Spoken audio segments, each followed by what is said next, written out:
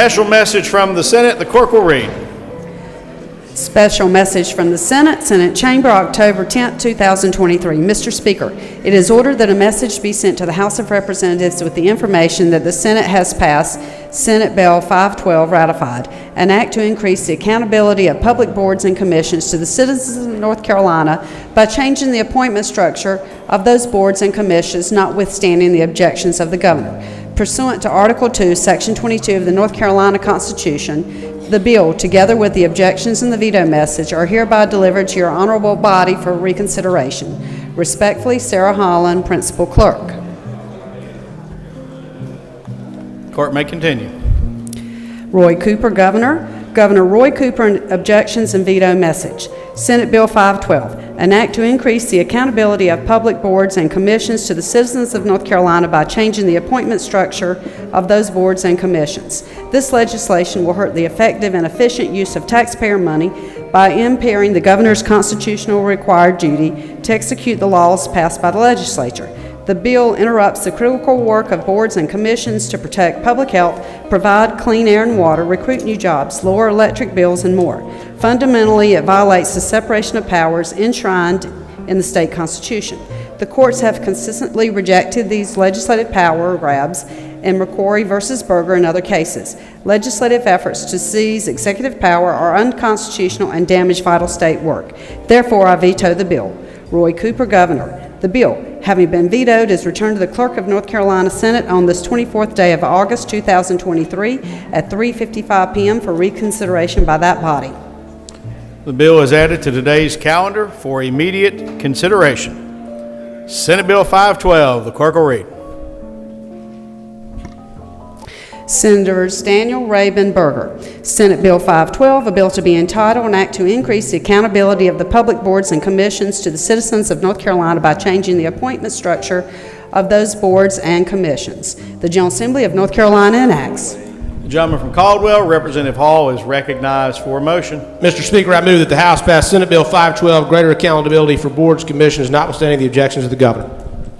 Representative Hall has moved that the House do override the veto to Senate Bill 512 and that the bill become law notwithstanding the objections of the governor and the matters before the body. The gentleman from Caldwell, Representative Hall, is recognized to debate the bill. Thank you, Mr. Speaker. Members, I won't go through the same things that I said before the first time that this bill was up, but again, it allows this body to have more say on some of these boards and commissions that are making very important decisions for our state. In many cases, almost quasi-judicial type decisions. And so based upon our state constitution, it's my opinion that this is the way that our constitution is set up for this body to be able to make those appointments. So I hope you will join me in overriding the veto. For what purpose, the gentleman from Wake, Representative Longest, rise. To debate the motion. The gentleman has the floor. Thank you, Mr. Speaker. Ladies and gentlemen, I spoke on this when it first came before this body, and I'd like to, again, at this time, urge you to sustain the governor's veto of this legislation. Separation of powers is as old as this country. When the delegates at the Constitutional Convention had decided on a form of government for the states, the delegates left Independence Hall in Philadelphia, and an old woman approached Benjamin Franklin, one of the oldest gentlemen there, and asked him, "Well, doctor, what do we have, a republic or a monarchy?" Benjamin Franklin replied at that time, "A republic, if you can keep it." I have to say, I don't think he ever expected we would just give it away, which I'm afraid is what getting rid of the governor's ability to control so many appoint boards and commissions in this state will do in North Carolina. The Founding Fathers recognized that separation of powers was essential to a Republican scheme of government in Federalist 10 and other parts of the Federalist Papers. In North Carolina, the framers of our Constitution recognized the separation of powers not just as a part of the structure of government, but as a right, and actually put it in our Declaration of Rights.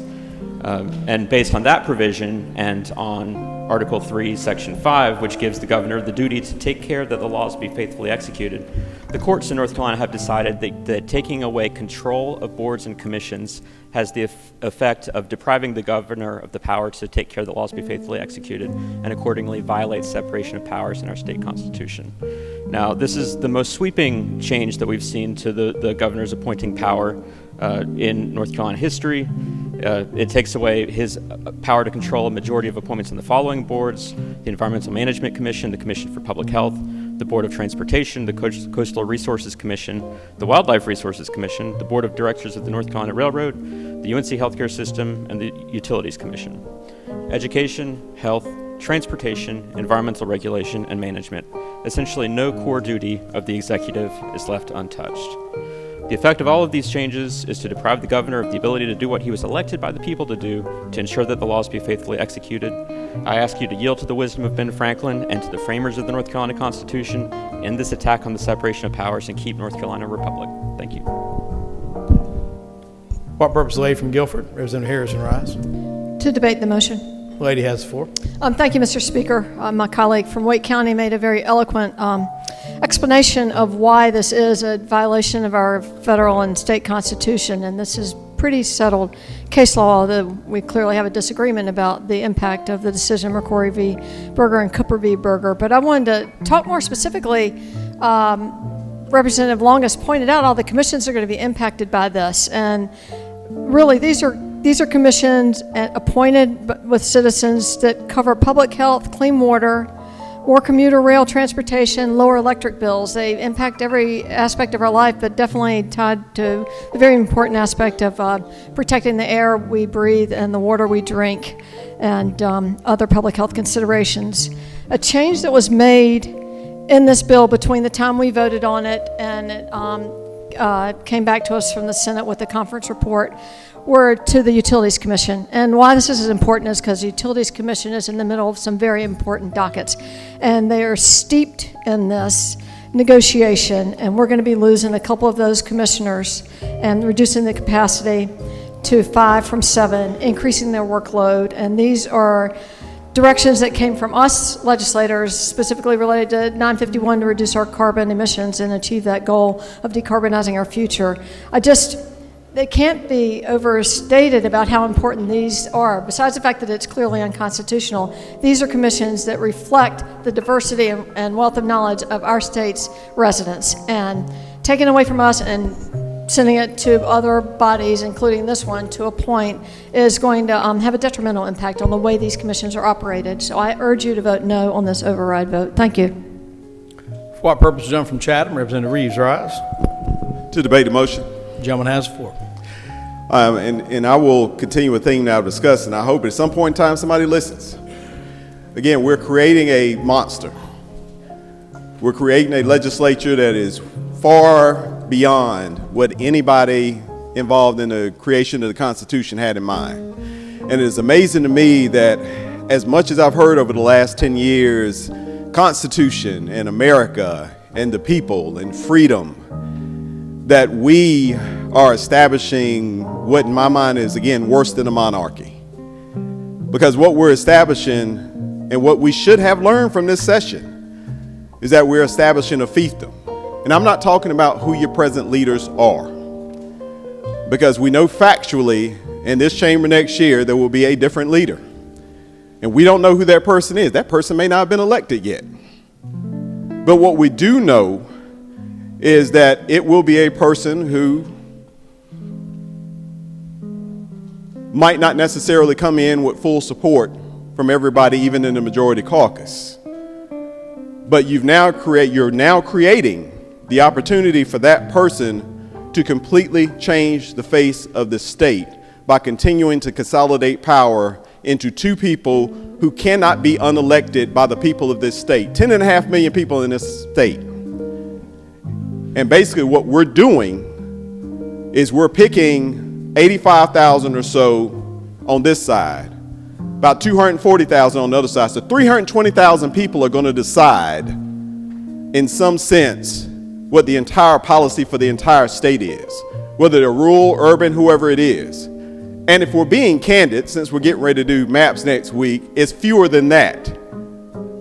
Because obviously, if somebody's got the opportunity to be a leader in the majority, probably not going to be looking at a 50-50 district. Why is that important? Because these boards and commissions touch the very heart of what we do in this state. They touch every aspect of our lives. They make every decision. And we are making each and every one of the people on these boards and commissions beholden to people that they cannot touch, they cannot affect, they cannot make decisions with, they cannot vote out of office. Whether you like the governor or not, or whether you like the idea of a governor or not, it is a necessary position and role under our Constitution.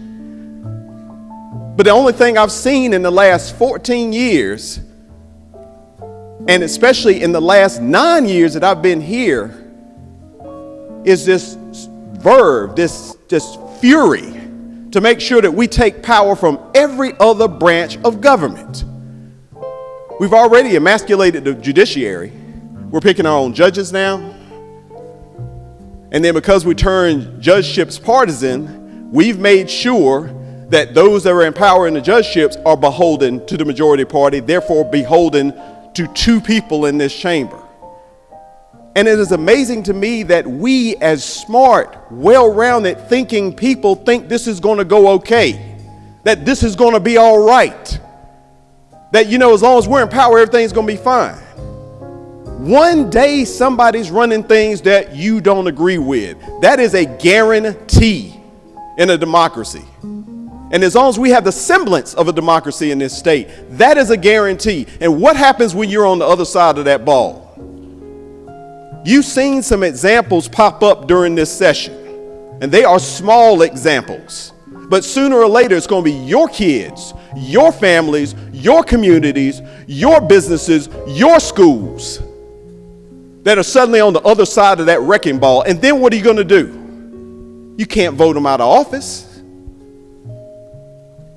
You can't try to go a different direction, because we know how this game is played and we know how this thing is built.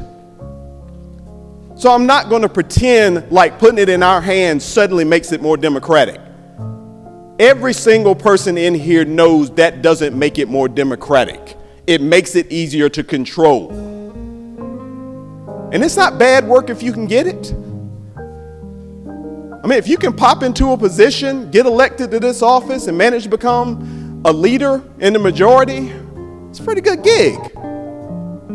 Because we're suddenly at a point where that person doesn't have to answer to anybody. How does a democracy work when there's somebody who controls $30 billion, all of the boards, all of the commissions, the elections, and doesn't have to answer to anybody outside of the constituents that they have drawn to vote for them? Now, unfortunately, I've got a feeling that this doesn't sway anybody, but I'm hoping somebody hears me and somebody thinks, maybe this isn't the way a democracy ought to go. Because we talk about Constitution. We talk about supporting people. We talk about trying to take care of our people.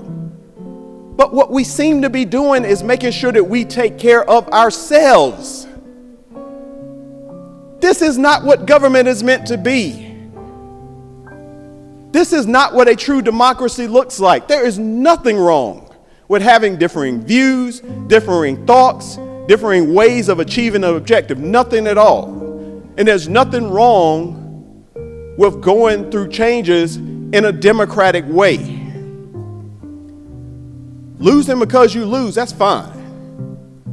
But losing where you continually stack the odds against the very people we're meant to protect gets frightening. And when people make the decision that not one decision that affects them do they have any kind of control over, that puts us in a very bad position, in a bad light. We have seen dysfunction. My God, the partisanism, the polarization, the first speaker ever put out of Congress in this manner, and we just keep barreling on down the road like none of this stuff is happening. But then one day it's you. And I promise you, one day you're going to be sitting on the other side and you're going to be thinking, maybe those weren't the best decisions. So all I ask is really reach down. Don't think about how this helps us singularly. Ask how this helps the state as a whole. We've all got a chance to get another governor next year. All of us. We work hard, we do what we're supposed to do, we spread a message, you'll get the governor you want. Let that governor have some type of power. Why have a figurehead in that position? If you're going to have a figurehead, just get rid of the position. And I'm sure my saying that just made somebody think, man, we could legislate that position out. So sorry for that, whoever the next governor's trying to be.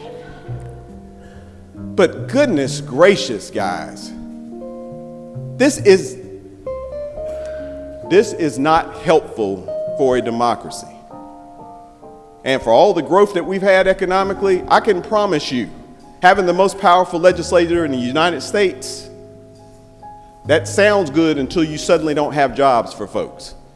To suddenly everybody's working at minimum wage, except for a top 1-2%. Everybody's trying to find a way to take care of their families, except for 1 or 2%. And this is the way you end up there. So please consider supporting the governor's veto, not because it's Democratic, not because it's Republican, not because of any other anything. If nothing else, think about folks who aren't you. Because after passage of this bill and the other bills that we've passed, if you're not in this building, you don't count anymore. You are left to the devices of a bunch of folks who never have to answer to you, and that's not what we're meant to do. So please support the governor's veto. The question before the House is the motion that Senate Bill 512 become law notwithstanding the objections of the governor. All those in favor will vote aye. All those opposed will vote no. The clerk will open the vote.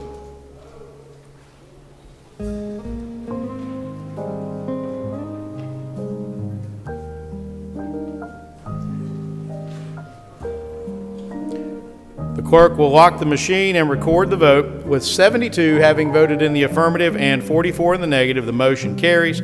Having passed by the requisite 3/5 vote, the House has overridden the governor's veto and the bill becomes law, notwithstanding the governor's objections, and the Senate is notified by special message.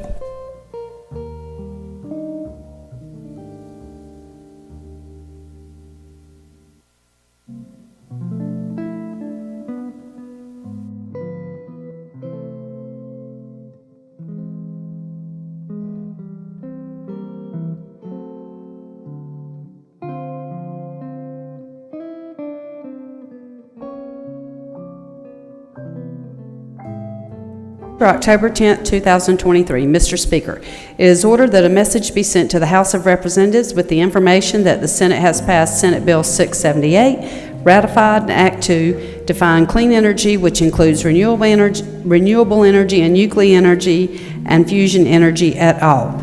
Pursuant to Article 2, Section 22 of the North Carolina Constitution, the bill, together with the objections and veto message, are hereby delivered to your honorable body for reconsideration.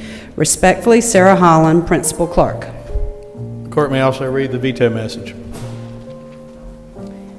Governor Roy Cooper, objections and message. Senate Bill 678, an act to define clean energy, which includes renewable energy and nuclear and fusion energy, eliminate language impeding CPCN issuance for nuclear facilities, modify closure deadlines for certain coal combustion, residual surface impoundments, modify application fees for dam construction, repair, alteration, or removal under the Dam Safety Act, require approval by the Local Government Commission for local governments to enter into agreements to cede or transfer control over a public enterprise to a non-governmental entity, at all. North Carolina is a bipartisan path to removing carbon from our electric power sector in the most cost-effective way. This bill attempts to diverge from that path by trying to put construction of traditional power plants and higher profits for the utility companies over low-cost solutions like energy efficiency. North Carolina should consider all pathways to decarbonize rather than putting a thumb on the scale in favor of building new conventional generation. Therefore, I veto the bill. Roy Cooper, Governor. The bill, having been vetoed, is returned to the Clerk of the North Carolina Senate on the second day of October 2023 at 2:32 p.m. for reconsideration by that body. The matter is added to today's calendar for immediate consideration, but before we take up the motion, Chair would like to first of all extend the courtesies of the floor to a good friend and a former member, John Soka from Cumberland County, former member of the House. John, it's good to have you with us today. Please join me in welcoming Representative Soka to the House floor.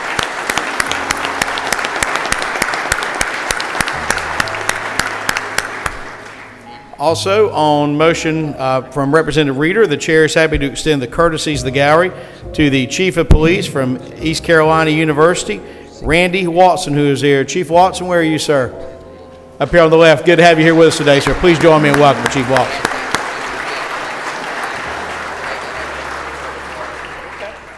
The gentleman from Caldwell, Representative Hall, is now recognized for a motion. Mr. Speaker, I move that the House pass Senate Bill 678, Clean Energy, other changes, notwithstanding the objections of the governor. And Senate Bill 678, the clerk will read. Senators P. Newton, B. Newton, Craven. Senate Bill 678, a bill to be entitled Clean Energy, Other Changes, the General Assembly of North Carolina enacts. Would the gentleman from Caldwell please restate the motion? Mr. Speaker, I move that the House pass Senate Bill 678, Clean Energy, other changes, notwithstanding the objections of the governor. Representative Hall has moved that the House do override the veto to Senate Bill 678. Bills before the body. The gentleman from Union, Representative Arp, is recognized to debate the bill. Thank you, Mr. Speaker. I'm not quite sure what the governor was referring to in his veto message, because all this bill does is identify nuclear energy as one of the clean energy sources. You can't get a more reliable, cleaner, low carbon producing energy source than nuclear. And it's supposed to be done in the least way. This bill does exactly what the title says it does. It actually codifies an extension of the coal ash impoundments. That was an agreement, the dam safety, a public protection where certain public utilities, when they're transferred, it's a consumer review by the LGC, and then try to help our public utility staff hire the people they need. I'd ask you, there's nothing objectionable in this bill whatsoever, and ask you for your green vote. Lady from Guilford, Representative Harrison, is recognized to debate the motion. Thank you, Mr. Speaker. Ladies and gentlemen of the House, I urge you to vote against this veto override, and I can tell you many reasons why this bill is full of bad provisions. I have been raising this point since it was first introduced. I'd worked very closely on the Senate Bill 3 that established our renewable energy standard, and changing it to clean energy and including nuclear and biomass is actually it's just completely inaccurate. So I can explain to you that biomass, for every unit of energy generated, burning biomass emits more carbon dioxide at the smokestacks than burning fossil fuels like coal and natural gas.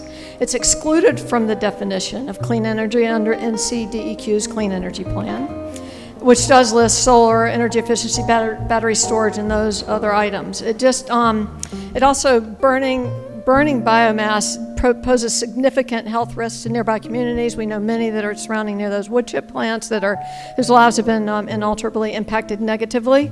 I will explain to you that nuclear waste, we have no spot for it. It lasts for thousands of years, so it really isn't clean energy.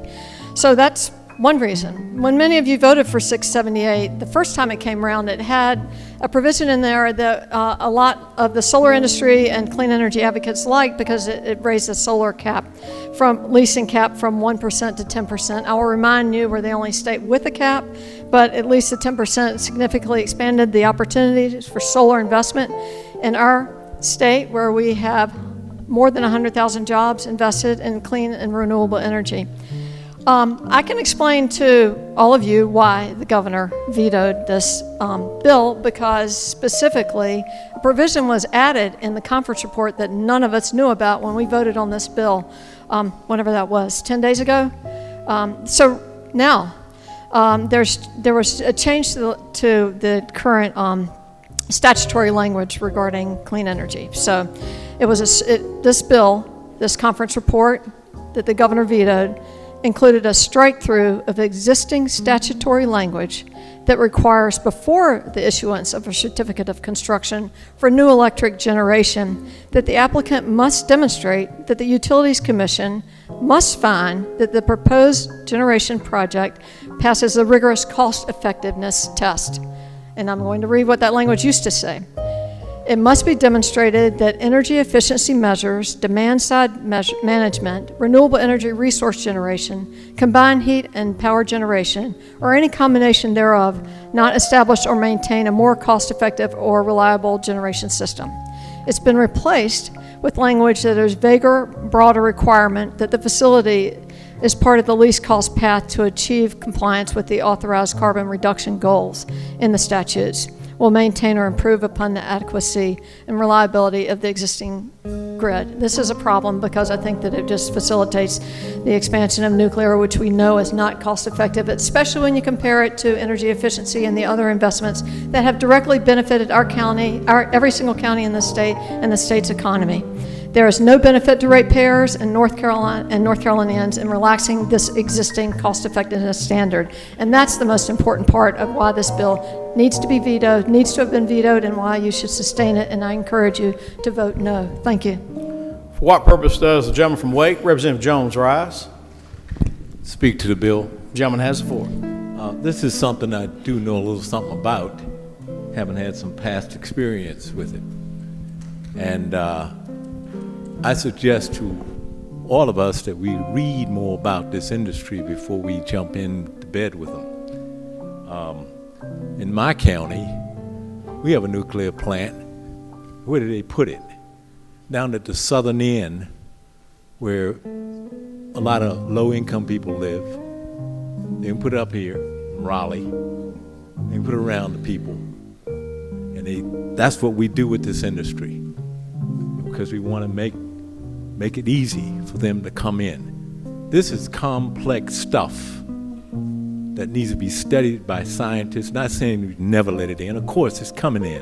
But you have to be careful, underline 3 times, and not just shove it on down the road and shove it on through and shove it on through. It doesn't make sense. And once you do it, you never can reverse it. Why do you think they put the waste on those train cars and take it to Utah and put it inside of a mountain? So this industry bears watching. That's all we're trying to say. It bears watching. And when they can come in and stick stuff in bills and undermine the committee structure and slip stuff in and play that game, and then the public, 10 million people out there depend on us to be the last safeguard. This is not the way we should do it. It's not going to hurt them to take just a little more time to study it, because it's complex, I assure you of that. But they get their way and they keep on marching. Shame. For what purpose, the lady from Wake, Representative Sylvania, rise? To debate the motion. The lady has the floor. Thank you.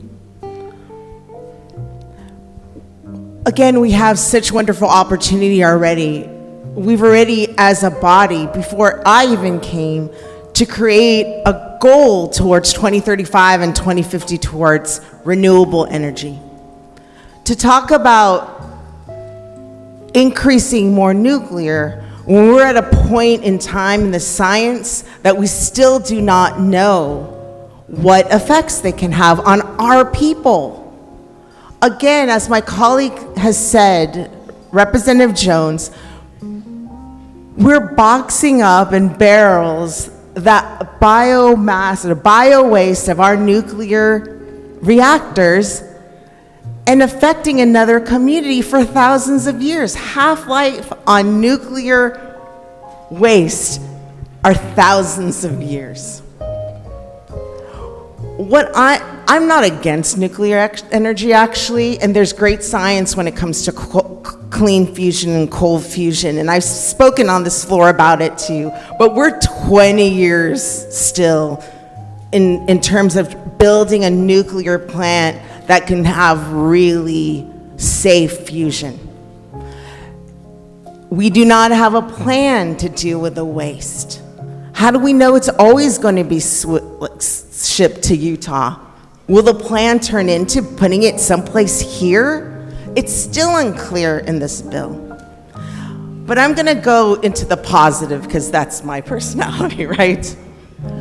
We have wind farms that work with our farmers in many parts of North Carolina. I just was in Chelan County at the Avigrid wind turbine farm that employs 32 people. It's growing when it comes to the opportunity, and they're becoming the country's leading place to train in wind energy.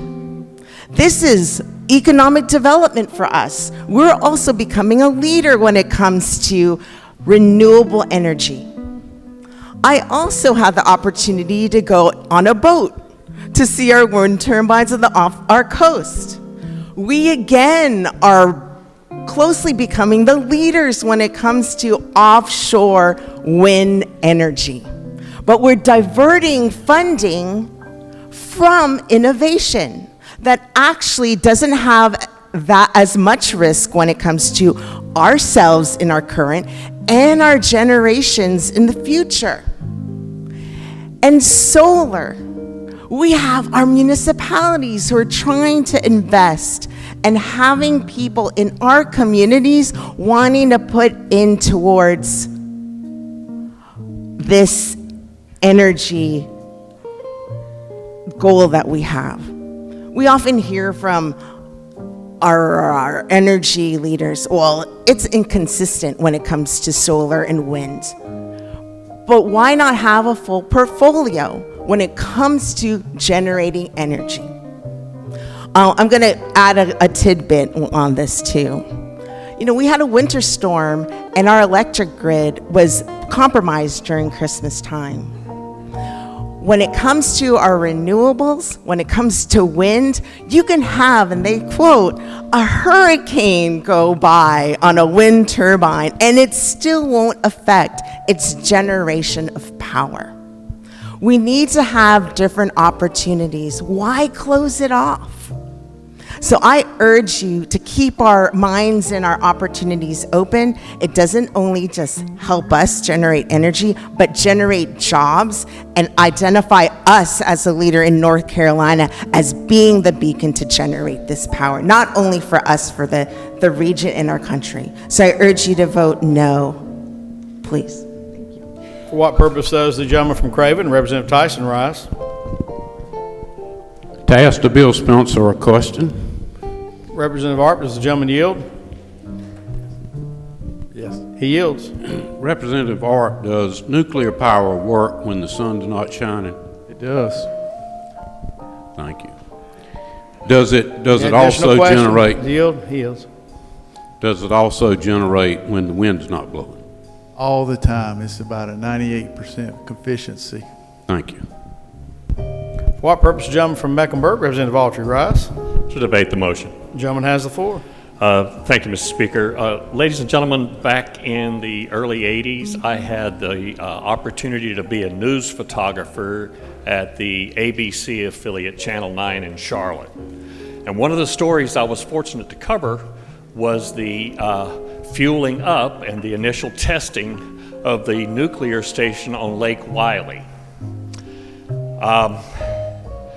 So that started generating power 40 years ago. And what I just learned from talking with Duke employees a couple of years ago when we were debating 951, that every ounce of spent nuclear fuel that has ever been used in that plant remains on that location to this day. Nothing has been sent to Yucca Mountain for storage. It's all remaining in place. It can't really be considered a clean energy source if it's creating waste that no one knows what to do with it. Thank you, Mr. Speaker. The question before the House is the motion that Senate Bill 678 become law notwithstanding the objections of the governor. All those in favor of overriding the veto will vote aye. All those opposed will vote no. The clerk will open the vote.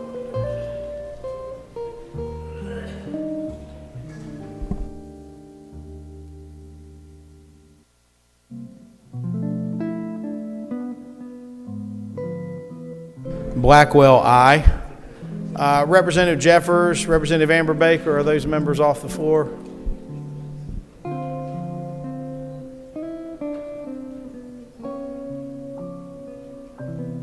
The clerk will lock the machine and record the vote. 77 having voted in the affirmative and 37 in the negative. With that number, the motion carries. Having passed by the requisite 3/5 vote, the House has overridden the governor's veto and the bill becomes law. Notwithstanding the governor's objection, the Senate is notified by special message. Special message from the Senate. The clerk will read.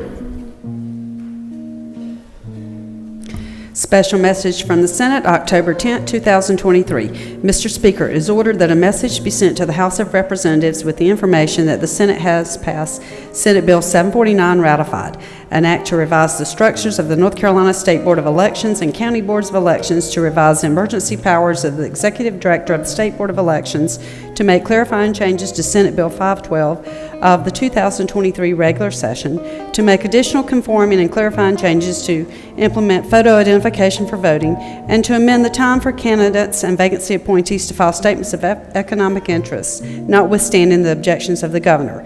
Pursuant to Article 2, Section 22 of the North Carolina Constitution, the bill, together with the objections and the veto message, are hereby delivered to your honorable body for reconsideration. Respectfully, Sarah Holland, Principal Clerk. Clerk may also read the message from the governor. Governor Roy Cooper, objections and veto message.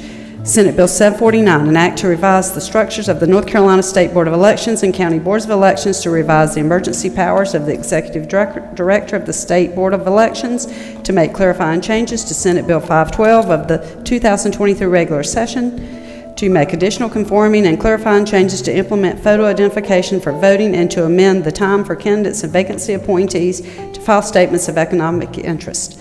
The legislative takeover of state and local elections boards could doom our state's elections to gridlock and severely limit early voting. It also creates a grave risk that Republican legislators or courts that would be empowered to change the results of an election if they don't just like the winner.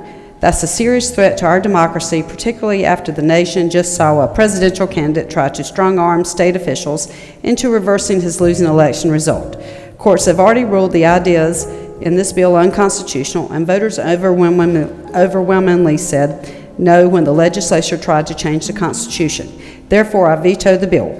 Roy Cooper, Governor. The bill, having been vetoed, is returned to the Clerk of the North Carolina Senate on this 28th day of September 2023 at 2:40 p.m. for reconsideration by that body.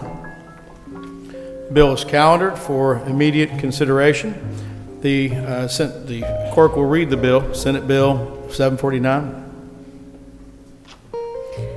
Senators Daniel P. Newton, Hayes, Senate Bill 749, a bill to be entitled, an act to revise the structures of the North Carolina State Board of Elections and County Board of Elections, to revise the emergency powers of the Executive Director of the State Board of Elections, to make clarifying changes to Senate Bill 512 of the 2023 regular session, to make additional conforming and clarifying changes to implement photo identification for voting, and to amend the time for candidates and vacancy appointees to file statements of economic interest. The General Assembly of North Carolina enacts.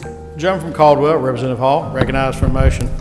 Mr. Speaker, I move that the House pass Senate Bill 749, no partisan advantage in elections, notwithstanding the objections of the governor. Representative Hall has moved that the House do override the veto to Senate Bill 749 and has the floor to debate the motion. Thank you, Mr. Speaker. Again, members, I won't go into the long explanation that we had before when the bill was first before us, but as a reminder, this is the bill that gives the two parties in this state with the largest number of members an equal representation on the State Board of Elections and the County Board of Elections. The idea being that in order to make a decision as a board on these very consequential matters in elections, you would have to have some bipartisan support. Just one member of the other party willing to go along with the decisions of that body in making decisions regarding our elections, This is the way the Federal Elections Commission is set up. This is the way many states across this country do things.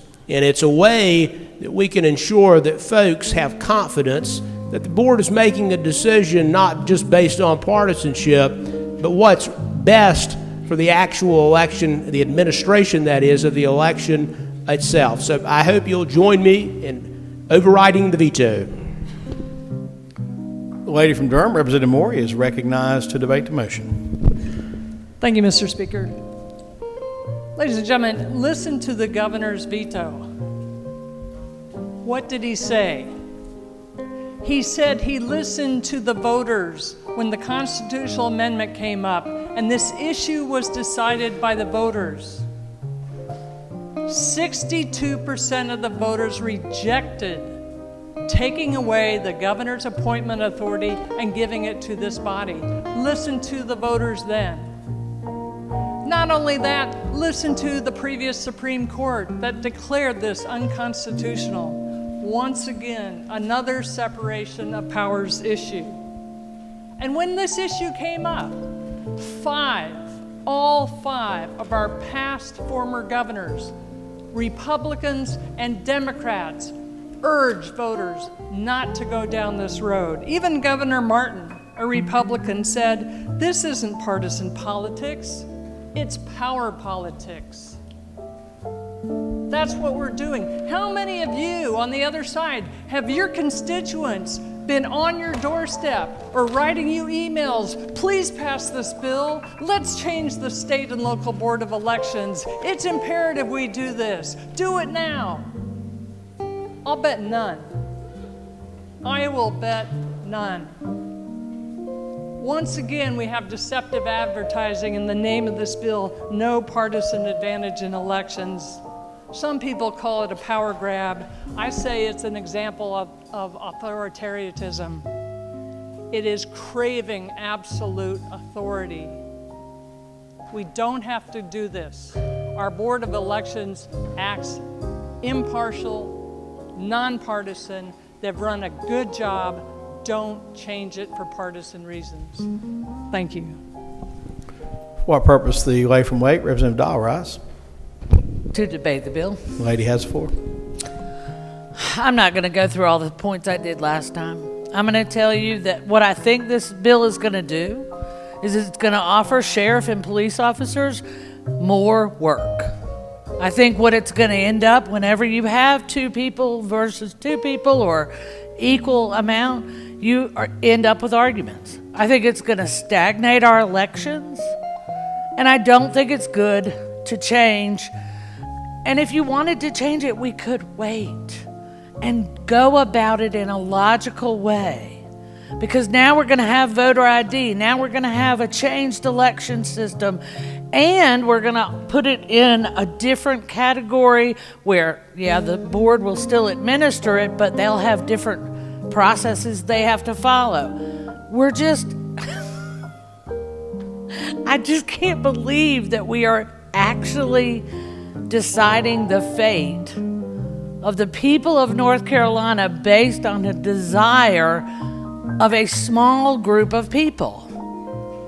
I hope that you will not override this and let it stand and let us get through an election without making every change possible. Thank you. For what purpose does the gentleman from Orange, Representative Buwansi, rise? To debate the motion. The gentleman has the floor. Thank you, Mr. Speaker. This bill does the opposite of what it says it will do. It will actually make the administration of elections more partisan, not less partisan. This bill, as we know, is going to create an even number board of state board of elections and county board of elections whose members are evenly split between Democrats and Republicans. Colleagues, I'm afraid this is going to just introduce a lot more gridlock in our election systems.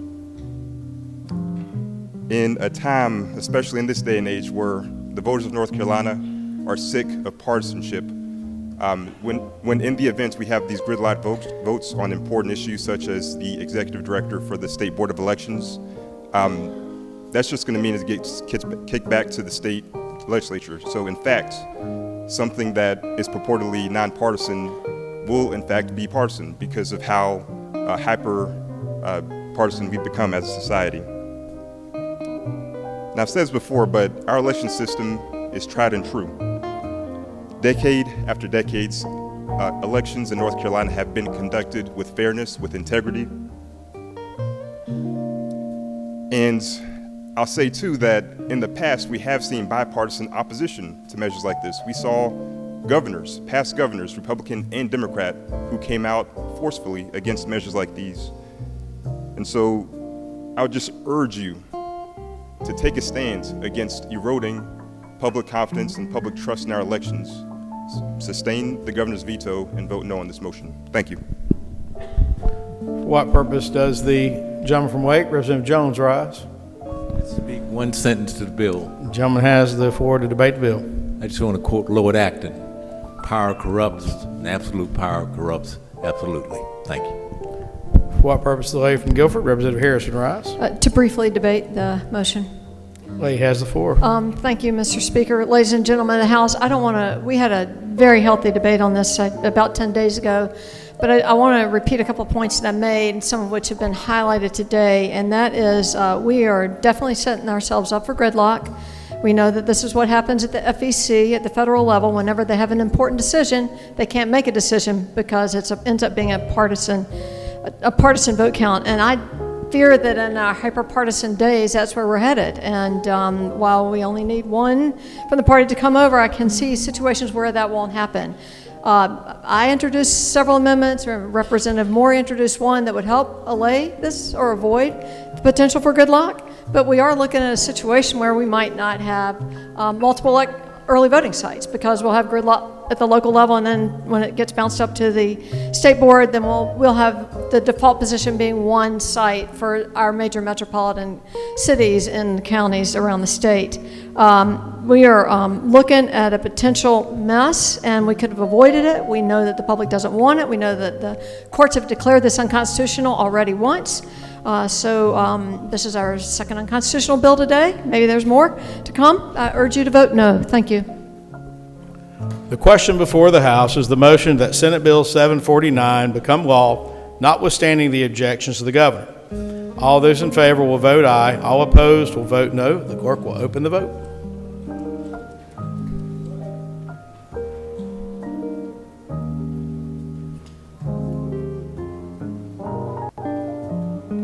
Representative Belk, wish to vote? The clerk will lock the machine and record the vote. With 72 voting in the affirmative and 44 in the negative, the motion carries. Having passed by the requisite 3/5 vote, the House has overridden the governor's veto, and the bill becomes law, notwithstanding the governor's objections. The Senate is notified by special message.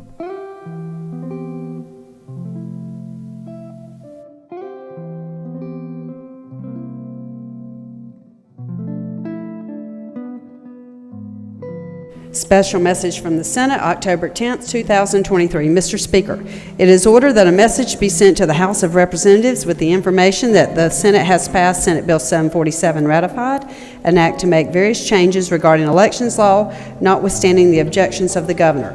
Pursuant to Article 2, Section 22 of the North Carolina Constitution, the bill, together with the objections and veto message, are hereby delivered to your honorable body for reconsideration. Respectfully, Sarah Holland, Principal Clerk. Clerk may also read the message from the governor. Governor Roy Cooper objections and veto message. Senate Bill 747, an act to make various changes regarding elections law. This legislation has nothing to do with election security and everything to do with Republicans keeping and gaining power and working to erect new barriers for younger and non-white voters, many of whom use early voting and absentee ballots. This bill also hurts older adults, rural voters, and people with disabilities. It requires valid votes to be tossed out if the post office delivers them even 1 minute after 7:30 p.m. on Election Day, or if a computer rejects a signature. It encourages voter intimidation at the polls by election deniers and conspiracy believers. North Carolina has conducted fair and secure elections, but this bill will block votes and their ballots unnecessarily. Therefore, I veto the bill. Roy Cooper, Governor. The bill, having been vetoed, is returned to the Clerk of the North Carolina Senate on this 24th day of August 2023 at 3:55 p.m. for reconsideration by that body. The bill is added to today's calendar for immediate consideration. Senate Bill 747. The clerk will read. Senator Hayes, P. Newton, Daniel. Senate Bill 747, a bill to be entitled, an act to make various changes regarding elections law, the General Assembly of North Carolina enacts. The gentleman from Caldwell, Representative Hall, is recognized for a motion. Mr. Speaker, I move that the House pass Senate Bill 747, election law changes notwithstanding the objections of the governor. Representative Hall has moved that the House do override the veto of Senate Bill 747. The gentleman from Iredell, Representative Mills, has the floor to debate the bill. Thank you, Mr. Speaker.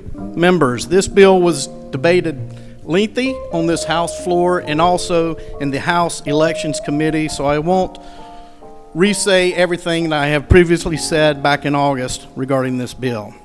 I will say that I do disagree with the things the governor said in his veto message regarding Senate Bill 747.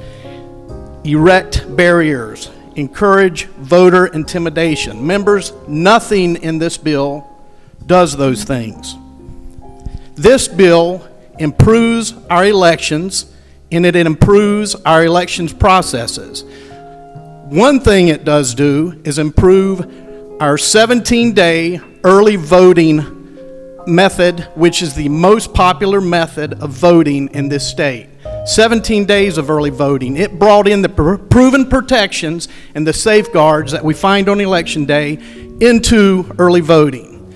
Bill does a lot of good things. I ask that you please vote yes. For what purpose does the gentleman from Orange, Representative Buwansi, rise? To debate the motion. The gentleman has the floor. Thank you, Mr. Speaker. Colleagues, I maintain what I said before. We are on dangerous ground here with this bill. This bill dramatically affects one of our most sacred of American rights, the right to vote, the right to have your voice be heard, the right to make your mark, the right to have a say in who makes decisions for your community and for your state. The right to meaningfully impact what decisions get made about our community and society. These are decisions that we have to ensure that every North Carolina eligible voter has access to. Whether it's a town council member, whether it's a mayor, a county commissioner, a representative, a governor, the president. This right is essential to what makes us the greatest country. The first time this bill came to the floor, I shared a little bit about how a volunteer came to me who works with older folks, who works with senior citizens. She told me about her fears about how this is going to impact those kind of folks. She said that a lot of the folks that she delivers meals to, they're wheelchair bound, they can't get out of the house, and they are so limited in their mobility that absentee ballot is the only way really that they can cast their ballot. For these folks and millions of other voters, these changes to the way absentee ballots work, changes to same-day voter registration, and other changes in this bill are fundamental changes to our election systems. The measures in this bill to, for example, make validly cast absentee ballots subject to challenge by anyone in the same county will deter North Carolina eligible voters from exercising their fundamental right. With all of what this bill does, a senior citizen would struggle to vote. This bill will make it harder for all citizens in North Carolina to vote. This bill will open the door for intimidation of voters at the polls.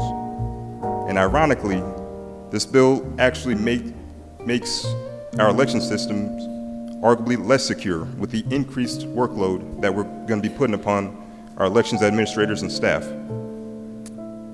and the vast expansion of what a poll observer can do in the voting place is not going to help things. The election systems that we have in North Carolina, I've said this before, but it's tried and true. We have an election system that has been working. This bill is a solution in search of a problem that doesn't exist in North Carolina. So please, think long and hard about how these fundamental changes to our elections laws could affect you, could affect your family members, your community. The people and the voters of North Carolina are watching, and I urge you to sustain the governor's veto and vote no.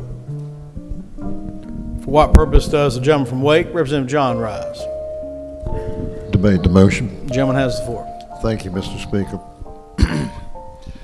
Members, a major, in my view, a fatal flaw in Senate Bill 747 is the elimination of the current 3-day grace period for receipt of absentee ballots by boards of elections.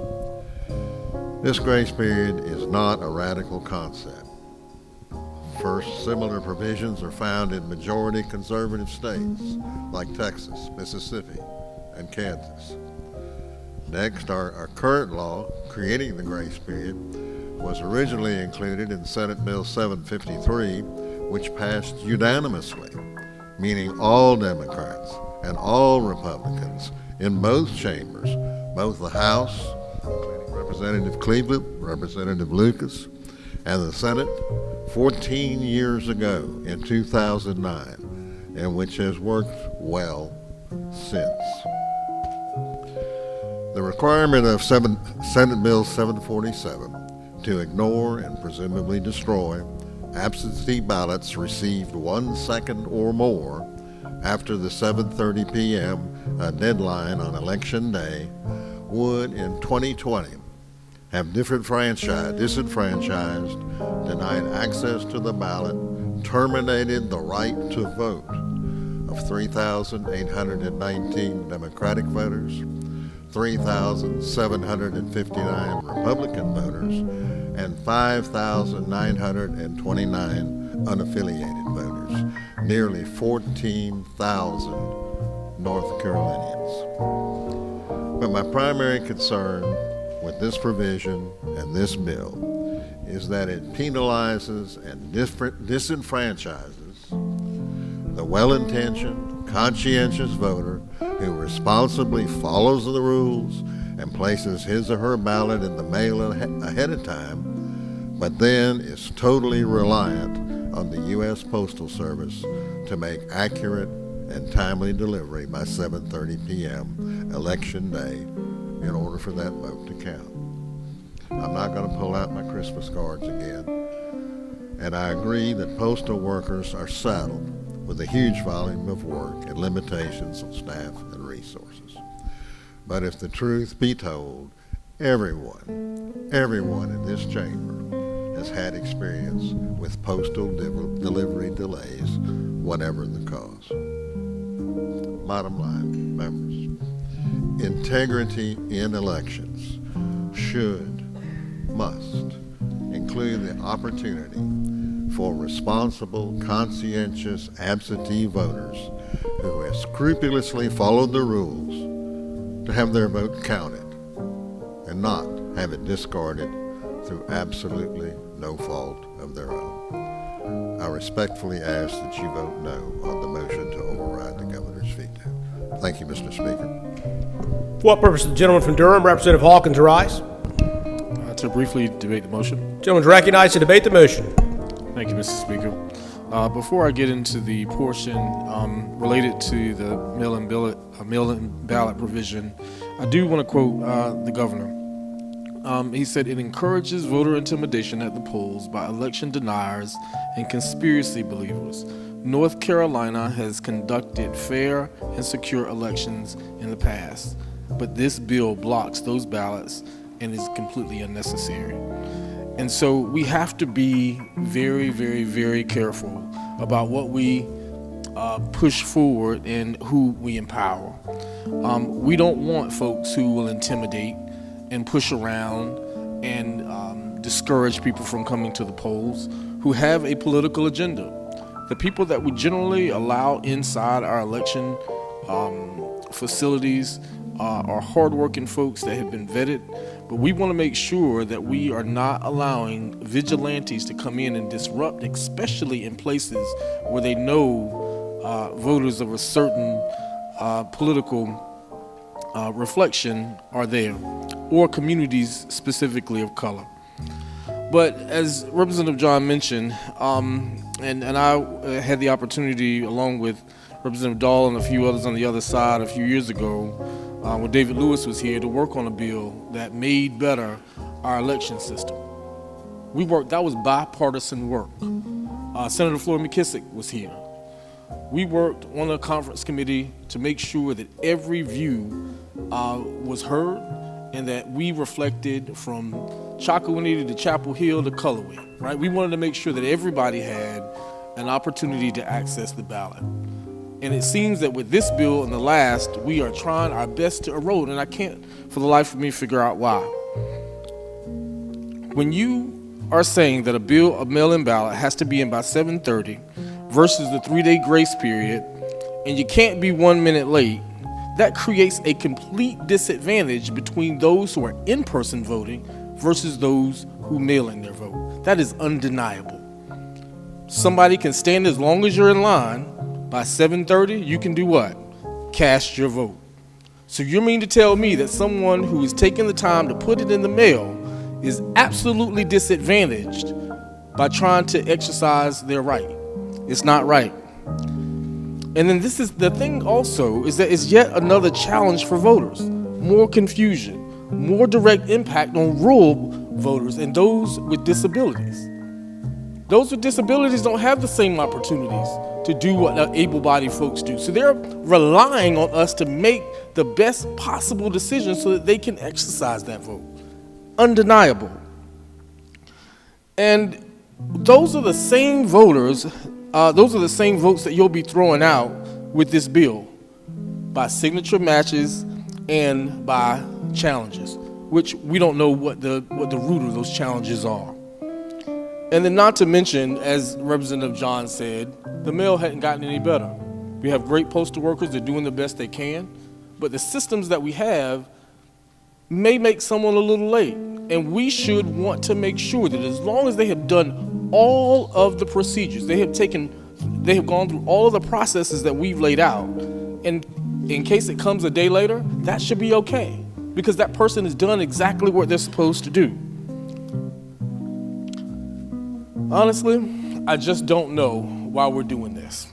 I have not heard a good reason. As the governor said, we have put forth very secure and safe elections. We should make it easier to vote. And the thing is that those two things can be true. You can make it easier to vote and safe and secure, both at the same time. Voters seriously should not have to go through change after change after change every single election cycle. It is not what democracy looks like. It is not what we should be doing to our voters, because guess what people will do? They'll throw up their hands. I don't know what to do. And honestly, they could be completely right. Because every time we turn around to make sure that there is some partisan advantage, we change the rules. We move the goalpost. We make it just a little harder so that person throws their hands up and walks away. It's not who we are. It's not the people that I look at. It's not the people that Allison and I worked with a couple years ago. It wasn't David Lewis, your former rules chair. We worked to make sure that everybody had a voice, and that this process that you saw play out over the next 2 election cycles that went fair and secure and safe was some of the best we had and some of the best turnout. Now, please tell me what's changed. Thank you, Mr. Speaker. For what purpose does the lady from Orange, Representative Price, rise? To debate the bill. Ladies recognized to debate the motion. Thank you, Mr. Speaker. Senate Bill 747 has the potential, I think, to hinder North Carolinians from exercising their constitutional right to vote. Some of the proposed changes to the elections law go counter to the reason our nation was founded. Just this past July, this nation celebrated the 247th anniversary of the dawn of a new era in world history, that being the establishment of the United States, a new republic based on democracy. Americans had rejected the tyranny of the English crown and founded the United States so that citizens could participate in their own governance. The basis of our nation, therefore, is no taxation without representation, the right to be represented, and the right to vote for those representatives.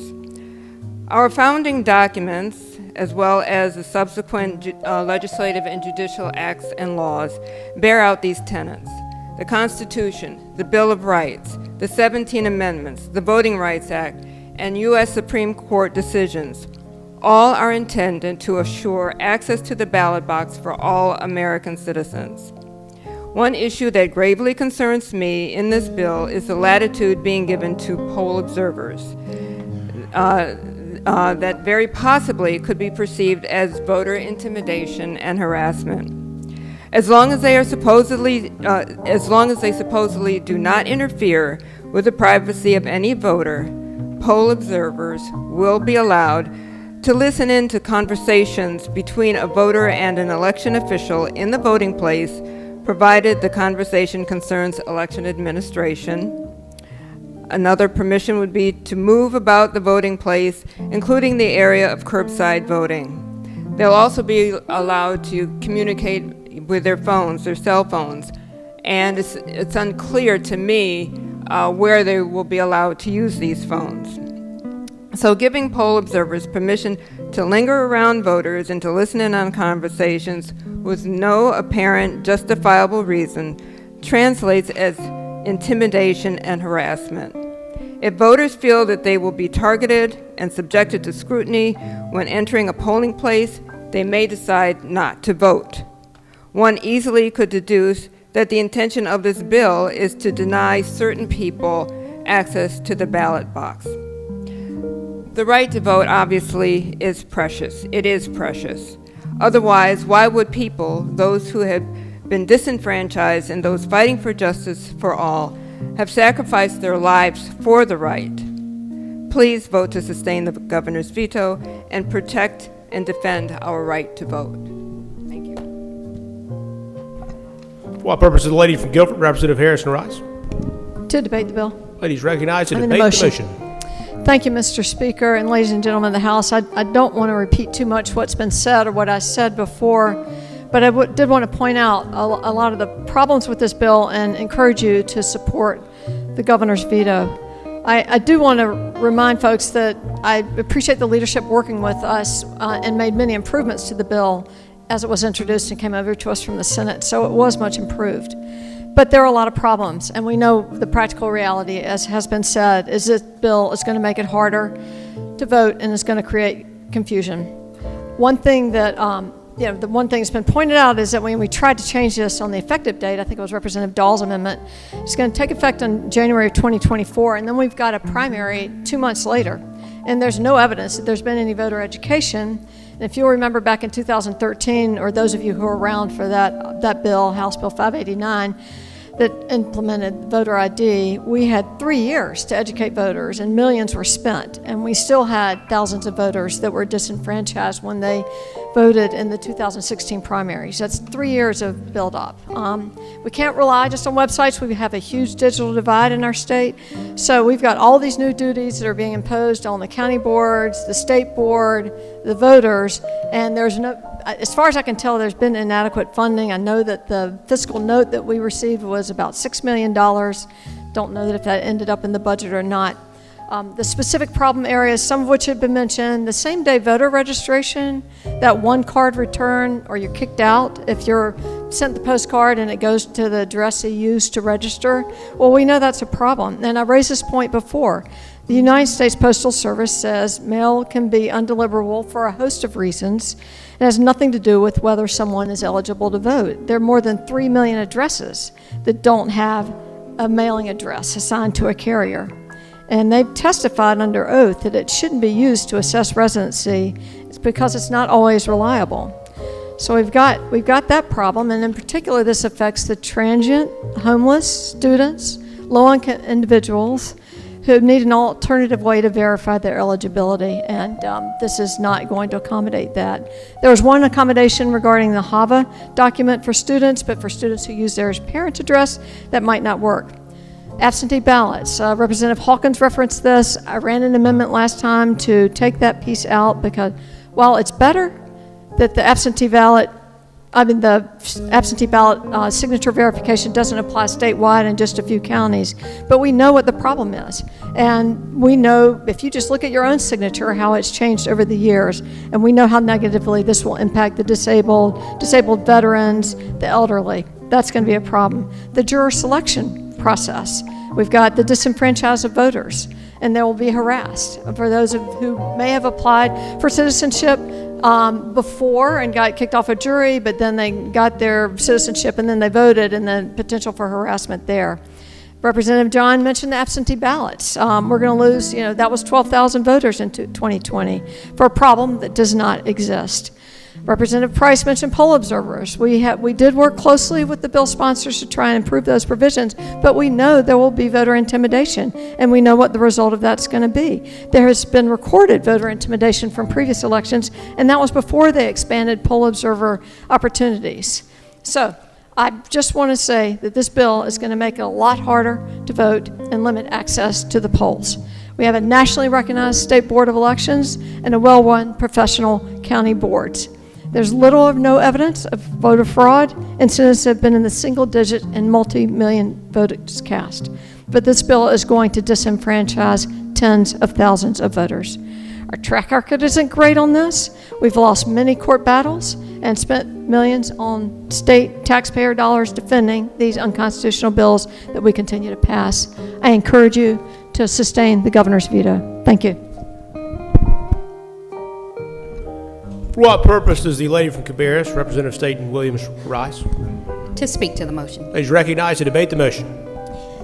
So a few weeks ago, I stood on this floor and wished my grandma a happy birthday, her 86th birthday to be exact. During her 86 years, she's seen and been victimized by Jim Crow laws and voter suppression. She's also seen and taken part in the civil rights movement.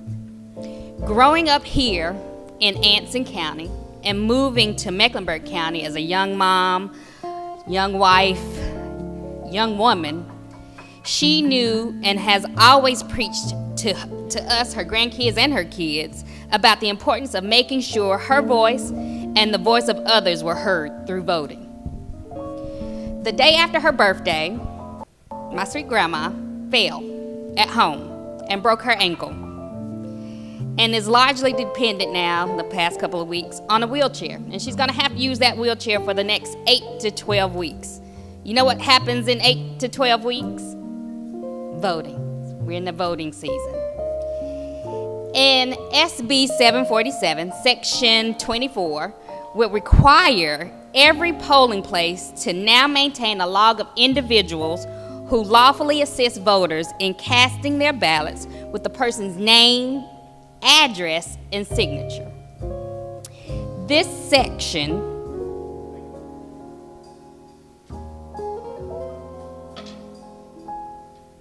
raises concerns for the purpose of the Americans with Disabilities Act, so ADA. ADA requires full and equal voting opportunities to those with disabilities. This kind of change could make it harder for voters with disabilities to have assistance when voting. It opens up the door for harassment of community leaders, community members, and those who assist more than one voter. In the end, this provision makes it harder for someone with disabilities to vote and for them to have the assistance that they absolutely need. While my grandmother's disability is temporary, again, 8 to 12 weeks, I can't imagine how this will impact others with disabilities, and people in particular, specific to my family, my Aunt Beverly, who was in a near-fatal car accident in 2005. She needs assistance every day, with her activities of daily living, including voting, from her son, my little big cousin, Brandon.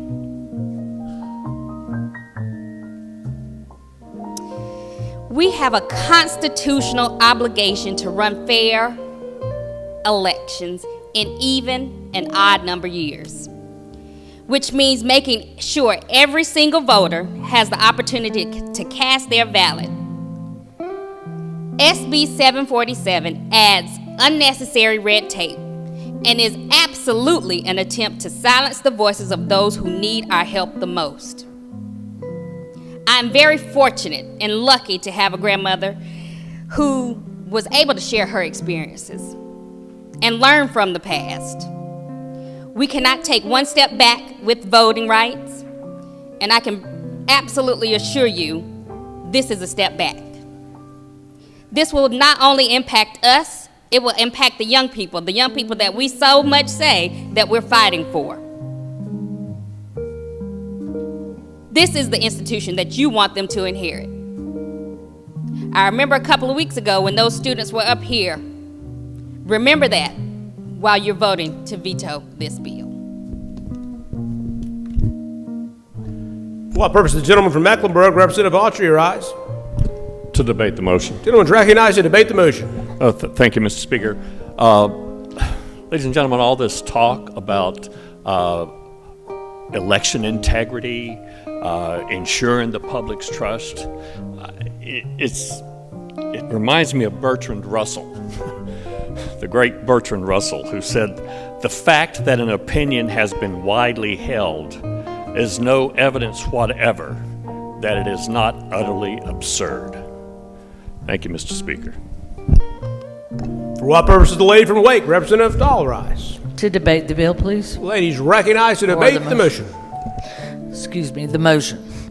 So I want y'all to think about something. I want you to think about your Supreme Court Justice of North Carolina, who I'm sure I've seen a lot of folks on the other side of the aisle and some on this side who have bumper stickers with this person's name on it. That person would not be in office had this law been in place. That person won by mail-in ballots that were happening that were received during the 3-day waiting period. So I'm just going to throw that out there. You know, it's a negative and positive on both sides. We also have 51% of the people in North Carolina in 2022 voted. So now we've got 49% people disenfranchised. So now we're going to disenfranchise more. And I know you guys are sitting over there going, what are y'all talking about? I'm talking about when I went to work the polls in Fuquay Varina, where my mother grew up, where I spent a majority of my childhood.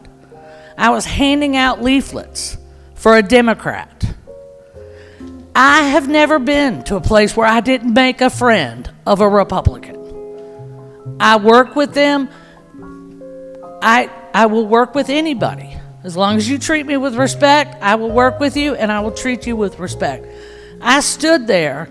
There was a line. All of a sudden, a car came in with about 5 or 6 men, and they stood in a line and dared me to cross it to talk to the Democrats that were coming up on the other sidewalk. So if you think that voter intimidation is not going to happen when there's an opportunity, you're sadly mistaken. Now, if it was left to just those of us in this room, sure, that'd be fine. If the folks that I work with over there, if you and I could work together and decide how we were going to go about it, sure, I think this would be a great law. But as I love to quote my Representative Reeves, we're making the laws for the people in the room, and we're not thinking about the consequences. So, you guys are, if we vote to override, or if this body votes to override, we're voting to enhance intimidation at the polls. We're voting to make sure that people who, like my mother who broke her hip, y'all, I got to tell y'all, she has been bothering me for 2 months to make sure I am going to take her to vote, and we're talking about 2024. That is how worried she is about the absentee ballot changes. She will not vote absentee. She said, if I have to take an ambulance, I am going to vote if I'm alive. And she will. So, but not everybody has that option. Not everybody can hire an ambulance or a ride to get there. But you've got to start thinking about the people in North Carolina, not just us. Please vote no. Gentleman from Cumberland, Representative Lucas, recognized to debate the bill. I'd like to address the motion, Mr. Speaker. Yes, sir. Gentleman has the floor. Thank you. My voice is getting a little bit hoarse as I've attempted to listen. I don't know whether that's an omen that maybe I've listened too long or that I've talked too long. So I will be brief. Whenever we are denying a basic right in this great nation of ours, and also in this wonderful state of ours, we all ought to think long and hard about the consequences of our action. A vote that's a legitimate vote ought to be a legitimate vote. Denial ought to be the exception. We ought to go completely out of our way to ensure that a bona fide citizen of this state can vote. That's our sacred duty. Let's not abdicate it. I know how we voted in the past, and again, in the essence of being brief, I must stop. But please, please, think about your conscience if you are inclined to deny any citizen the right to vote. Thank you, Mr. Speaker. For our purpose, lady from Forsyth, Representative Baker rise. To speak to the motion. The lady has the floor. I've sat today and listened intently, as I often do when we speak on the floor. And what I've heard mentioned here several times regarding these series of overrides that we're considering is that we want to, in quotation marks, ensure that we have fair and transparent policies, procedures, and elections. We want to ensure that no party has unfair advantage.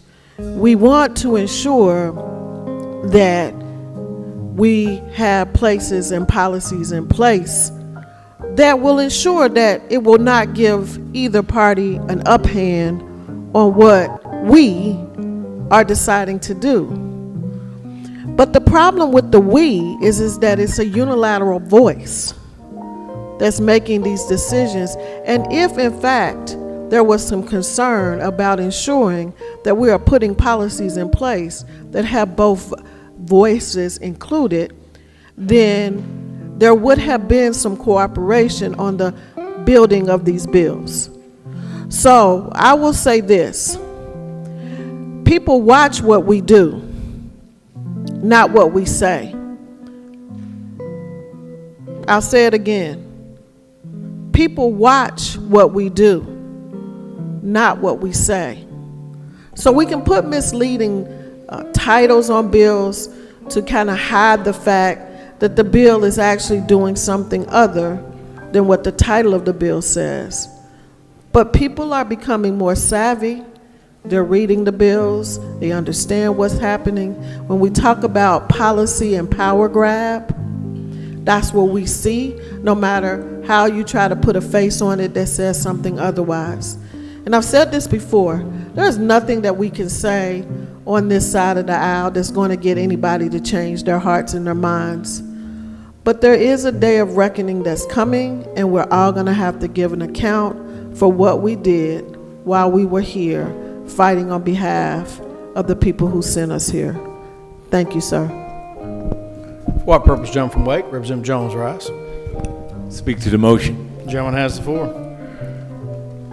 You know, when I looked at this bill initially, I thought to myself, it said, an act to make various changes regarding elections law.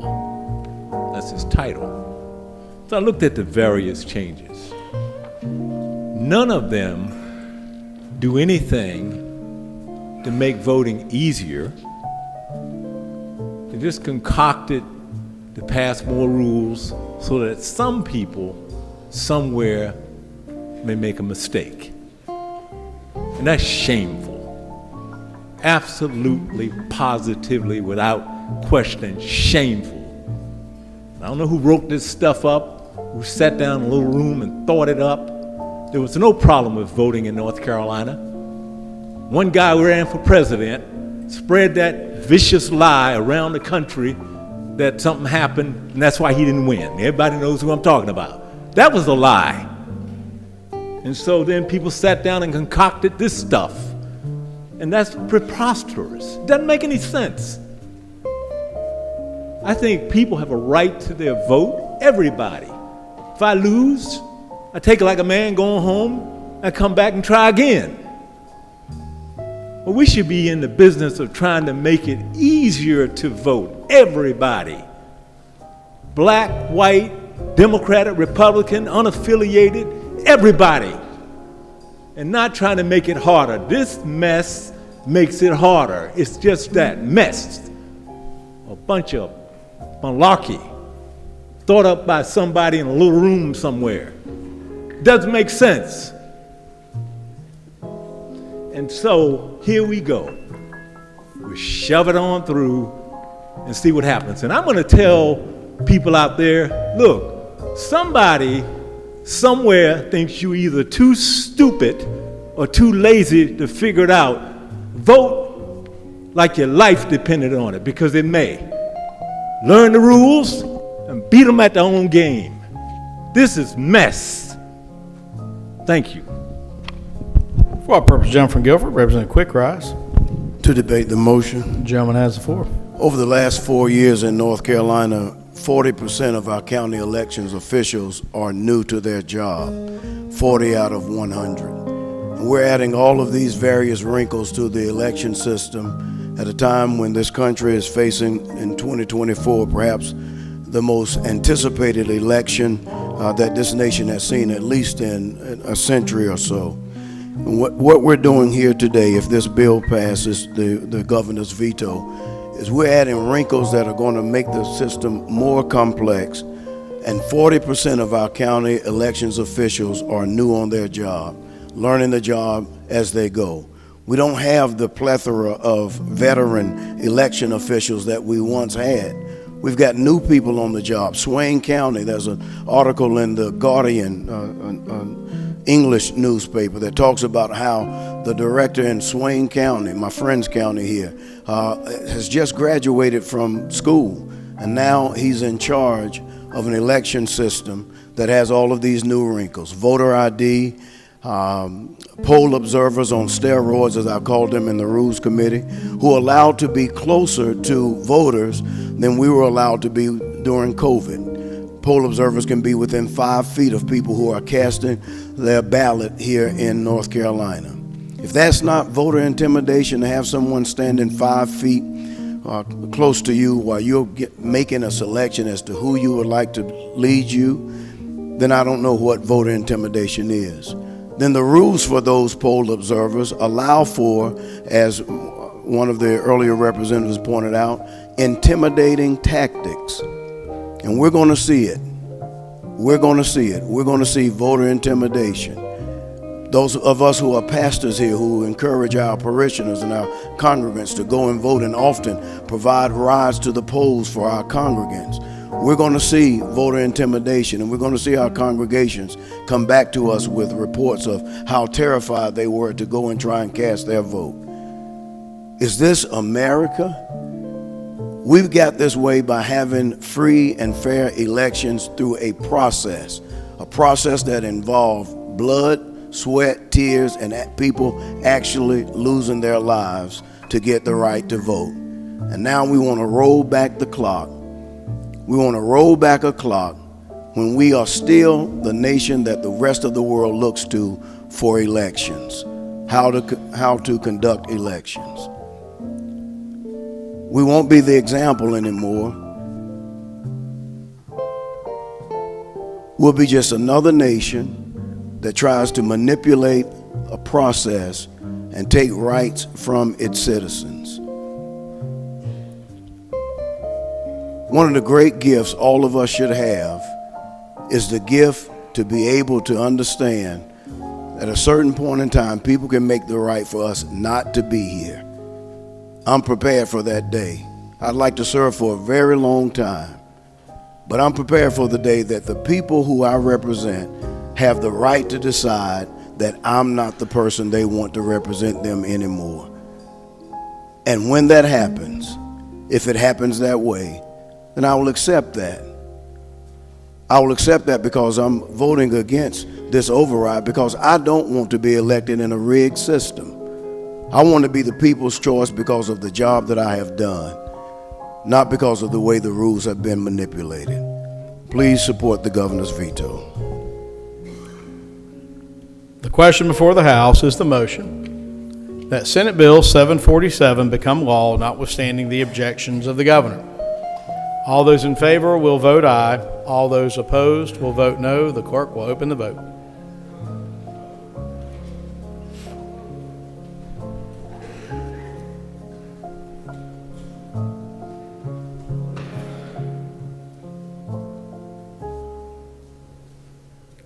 The clerk will lock the machine and record the vote. With 72 having voted in the affirmative and 44 in the negative, the motion carries. Having passed by the requisite 3/5 vote, the House has overridden the governor's veto, and the bill becomes law notwithstanding the governor's objections. The Senate is notified by a special message.